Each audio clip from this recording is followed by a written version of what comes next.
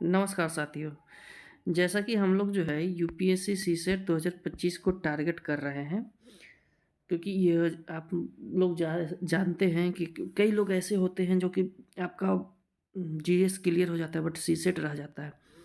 तो आज हम जो है हमारा कुछ योगदान इसमें है। मैं जो है सीसेट का पूरा जो है कोर्स लेके आ रहा हूँ। कंप्रिहेंशन भी होगा, रीजनिंग भी होगा और मैथ भी होगा। तो अभी मैं जो है मैथ का लेके आ रहा हूँ, जिसमें जो है पहले आप पिछले वीडियो देख लीजिए। उसमें मैंने सिलेबस को है जो है डिस्कस किया है, जो मैंने तैयार किया है यूपीएससी के एग्ज़ाम को लेकर। ठीक है, तो कल जो है हम लोग नेचुरल नंबर का जो है आप जो है इमेजिनरी नंबर तक हम लोग जो है किए थे। आज जो आता है हम करेंगे कॉम्प्लेक्स नंबर। ठीक है, तो ये कॉम्प्लेक्स नंबर क्या होता है?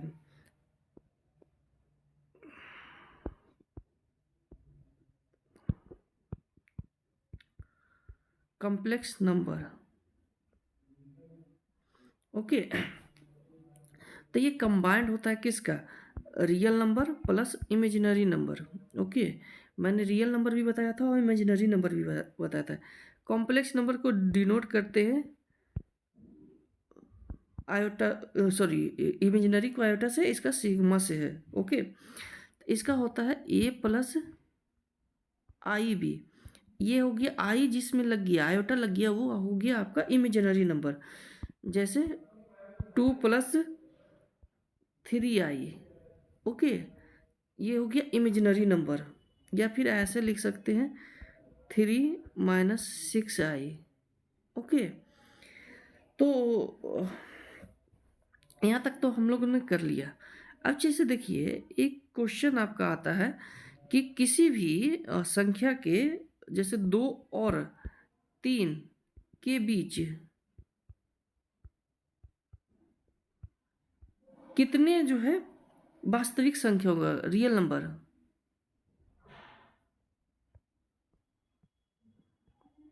कितने जो है रियल नंबर होंगे। ओके, तो देखिए जैसे हम 2 और 3 ले लेते हैं नंबर लाइन पे। ओके, ये हो गया 2, ये हो गया 3 आपका, राइट। अब इसके बीच में हम कोई पॉइंट लेते हैं, 2 पॉइंट। यहाँ पर 2.1 भी आप ले सकते हैं, 2.2 भी, 2.3 भी, राइट। ये हो गया। तो ये भी तो इसी 2 अंक के बीच में लाई कर रहा है, राइट। अब जैसे देखिए ये दोनों के बीच में ये भी तो लाई कर रहा है नंबर लाइन पर, 2.01, 2.02, राइट। इसी तरह से इधर भी आपको करेगा। अब ये जो है 2.01 के बीच में भी तो कुछ लाई करेगा, मतलब एग्जिस्ट होगा, राइट। तो इसका आंसर होता है कि दो नंबर के बीच इन्फिनिटिव रियल नंबर होंगे, वास्तविक संख्या होंगे। ओके, अब जैसे देखिए रियल नंबर का जो है आगे हम फार्मूला बताते हैं।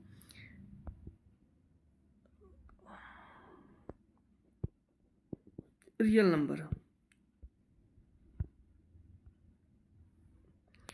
अब रियल नंबर में जो होता है, एक डेसिमल नंबर होता है, दशमलव प्रणाली, डेसिमल नंबर।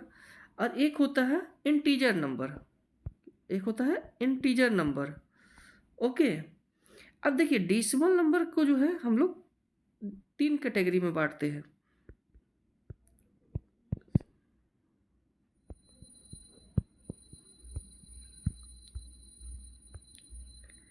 डेसिमल नंबर को हम लोग जो है 3 कैटेगरी में बांटते हैं जैसे terminating number, terminating decimal number. Okay,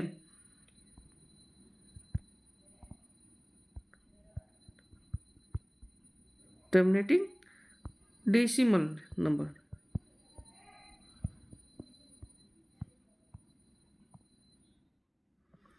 अब टर्मिनेटिंग डेसिमल नंबर का एग्जाम्पल क्या होता है आपका? जैसे 2.3 के आगे ये कुछ भी नहीं होगा, मतलब क्रॉस जो जैसे होता है ना कि आप इसका निकालते हैं 1/2 तो इसका क्या आएगा 0.5 आएगा, 5 के आगे नहीं ना जाएगा। तो ये हो गया टर्मिनेटिंग डेसिमल नंबर। ओके, इस तरह के जितने भी आएंगे जिसके आगे जो है अंक समाप्त हो जाए। ओके, मतलब इसके आगे कोई वैल्यू नहीं आए। उसके बाद जो है सेकेंड आता है non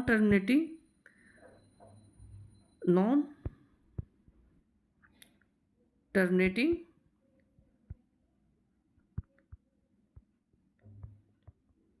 decimal number, recurring decimal number. Okay,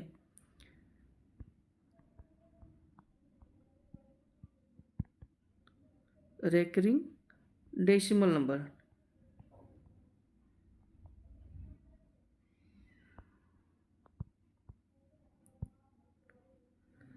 अब ये क्या है भला, उसको देख लेते हैं। जैसे देखिए 1.333333 इन्फिनिटिव तक चला जाएगा। उसके इसी तरह ये है 474747, इस तरह से इन्फिनिटिव तक चल जाएगा। तो ये होगा है रेकरिंग। तो रेकरिंग को आप इस तरह से भी डिनोट कर सकते हैं। 1.333 को ऐसे भी डिनोट कर सकते हैं। ये हो गया recurring. Okay,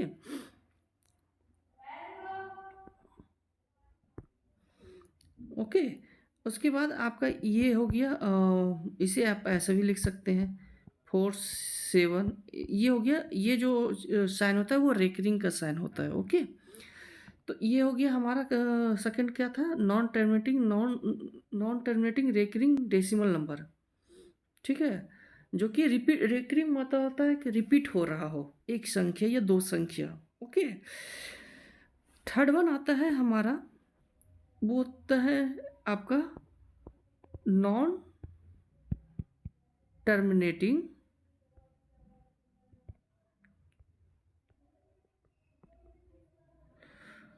non recurring number, non recurring number,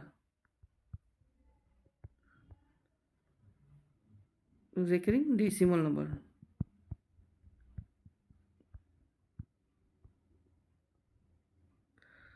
अब ये देखिए इसमें क्या है कि आपका जो है अगर पाई का हम वैल्यू लेते हैं, पाई का वैल्यू लेते हैं तो ये कितना आता है 22/7 आता है। अब 22/7 को आप क्या लिखते हैं 3.142857 इस तरह से चला जाता है। तो इसमें कोई नंबर रिपीट हो रहा है तो नहीं हो रहा है।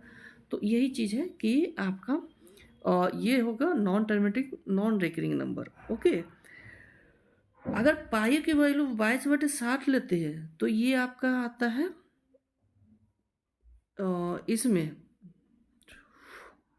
टर्मिनेटिंग में। ठीक है, और अगर ये वैल्यू लेते हैं आप तो आपका नॉन रेकरिंग में आ जाएगा। ओके, उसी तरह से सिग्मा कहा जाता है 2.13459 राइट, ये हो गया आपका। इसी तरह से आप ले लीजिए √2 का वैल्यू 1.41423, इस तरह से ये चला जाता है। रियल नंबर को आप इस तरह से भी लिख सकते हैं।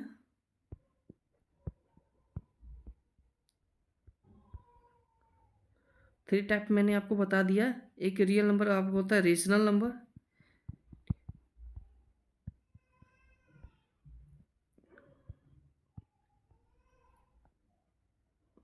ये भी आपका जो है वो आपका आता है इसी में रियल नंबर में ही। तो रेशनल नंबर का होता है क्या कि P/Q के फॉर्म में लिखा जाता है रेशनल नंबर को, जहाँ जो है Q नॉट इक्वल टू 0 होता है। ओके, ये शायद आप लोग जो है पढ़ रखे होंगे लेकिन बस मैं रिवीजन करवा दे रहा हूँ इसलिए कि क्योंकि सीसेट में होता क्या है कि रिवीजन आपका सही से नहीं रहता है ना, तो आपका ये क्लियर नहीं हो पाता है सीसेट। तो वही मैं कह रहा हूँ। यहाँ पर जो है इसकी कुछ प्रॉपर्टी है।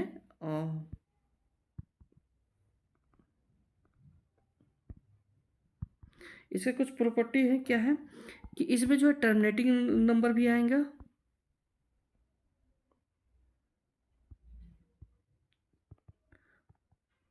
कौन कौन इसमें आता है जो, ठीक है। टर्मिनेटिंग नंबर आएगा, सेकंड आएगा नॉन टर्मिनेटिंग नंबर,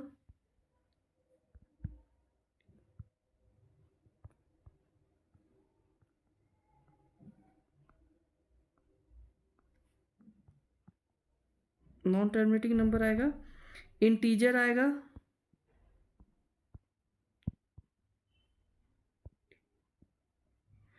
और कौन आएगा इंटीजर के बाद, रेकरिंग नंबर भी आएगा। इंटीजर में कौन आएगा, पाई की वैल्यू अगर हम 22/7 लेते हैं तो, ठीक है। और ये हो गया रेकरिंग,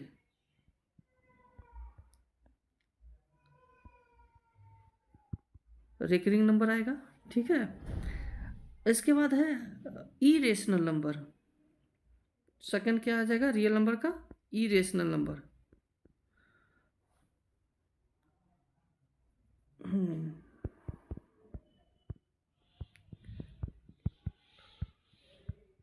इरेशनल नंबर, जैसे इसको हम पी अपॉन में क्यू के फॉर्म में नहीं लिख सकते हैं, ठीक है। इसको जो है पी अपॉन क्यू के फॉर्म में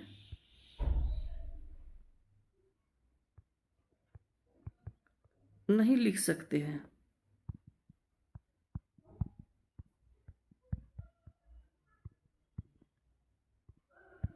पी अपॉन क्यू जो होते हैं वो भिन्न कहलाते हैं, ओके।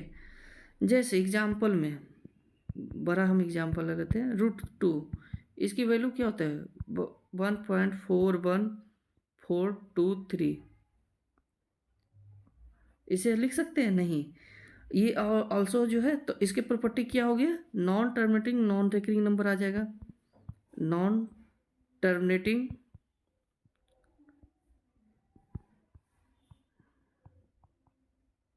नॉन रेकरिंग नंबर,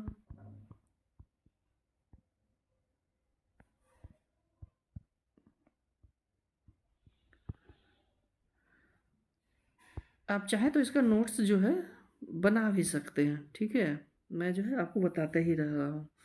तो जितने भी आपके अभाज्य संख्या उसके रूट जो है इसी में आते हैं, जैसे √3, √5, √7, √11, ओके। यहाँ तक तो आपको क्लियर हो गया, यहाँ तक आई थिंक आई होप कोई प्रॉब्लम नहीं होगा। इंटीजर क्या होता है, चलिए इंटीजर में बता देता हूँ, रेशनल नंबर का।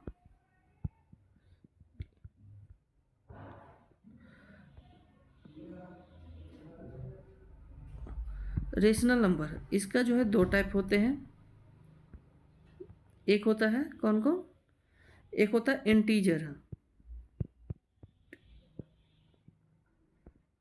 इंटीजर में क्या आता है कि आपका एक तो जीरो आ गया नंबर लाइन का, और एक पॉजिटिव एक निगेटिव, जीरो माइनस इन्फिनिटी -1 से माइनस इन्फिनिटी, और ये 1 2 और ये इन्फिनिटिव, ठीक है। तो ये हो गया अगर ये पॉजिटिव है तो पॉजिटिव इंटीजर, ये निगेटिव इंटीजर, और ये जीरो, ओके। एक होता है फ्रैक्शन, फ्रैक्शन जो कि भिन्न कहते हैं, फ्रैक्शन भी 3 टाइप्स के होते हैं, ओके। जैसे प्रॉपर फ्रैक्शन,